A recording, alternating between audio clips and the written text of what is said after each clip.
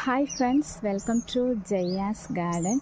நிறைய பேர் என்கிட்ட அக்கா களை அதிகமாக வருது, என்ன பண்ணலாம் அப்படின்னு சொல்லி கேட்குறாங்க.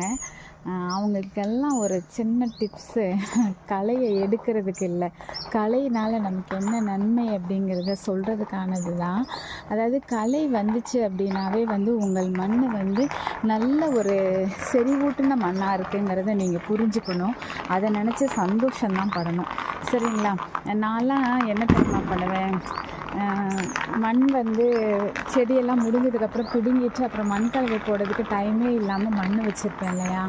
அந்த மாதிரி டைமில் சில மண் அந்த தொட்டியில் பார்த்திங்க அப்படின்னா களைச்செடி வளர்ந்தோம் அவ்வளோ கொதன்னு நிற்கும். உடனே நான் ரொம்ப ஹாப்பி ஆகிடுவேங்க.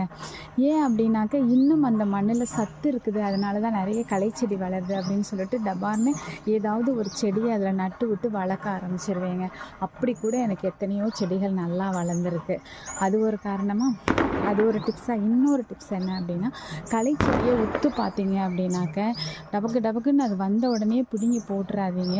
களைச்செடியில் தான் அதிகமான மூலிகைகள் கிடைக்கும், அதிகமான கீரைகள், நமக்கு கேள்வியே படாத அதிகபட்சமான கீரைகள் எல்லாம் அந்த மாதிரி களைச்செடி.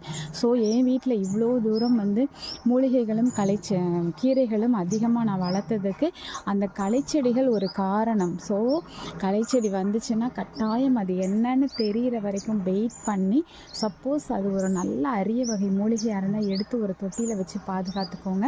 அரிய வகை கீரையாக இருந்தால் விதை வரைக்கும் விட்டு அந்த விதையே நம்முடைய தொட்டிகள் எல்லாத்துலேயும் போய் அதுவாக பரவலாக்கமாகி நம்ம தொட்டியில் அதிகமான கீரைகள் வர மாதிரி பார்த்துக்கோங்க. நானெல்லாம் அப்படி தான் விதை வர வரைக்கும் அதை விட்டுருவேன்.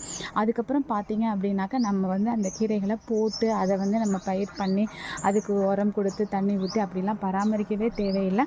ஆட்டோமேட்டிக்காகவே நமக்கு கீரைகள் தொடர்ந்து கிடச்சிக்கிட்டே இருக்கும். ஸோ அதனால் எது வந்தாலும் நல்லா ஆராய்ச்சி பண்ணி அது என்னன்னு தெரிஞ்சு அதுக்கப்புறம் தூர போடுங்க. நம்முடைய நாட்டில் சித்தர்கள் அத்தனை மூலிகைகளையும் அத்தனை கீரைகளையும் நமக்கு அறிமுகப்படுத்திட்டு போயிருக்காங்க. அதை நம்ம ரொம்ப அசால்ட்டாக மாடி தோட்டத்தில் போடக்கூடிய தொழு உரம் மூலமாக தான் அது வருது. இல்லைன்னா தோட்டத்தை மண் எடுக்கிறோம் இல்லையா, அதுலேருந்து வருது. அதை மிஸ் பண்ணிடாதீங்க. ஸோ களைச்செடி வளர்ந்தது அப்படின்னா சந்தோஷப்படணும். அந்த களைச்செடி மூலமாக ஏதாவது ஒரு அரிய கீரையையோ அரிய ஒரு மூலிகையையோ கண்டெடுத்து அதை வளர்த்து அதை பரவலாக்கம் செய்து அதை நஞ்சு இல்லாமல் சாப்பிட்டு ஆரோக்கியமாக மாறணும் நீங்கள். சரிங்களா? Okay, by.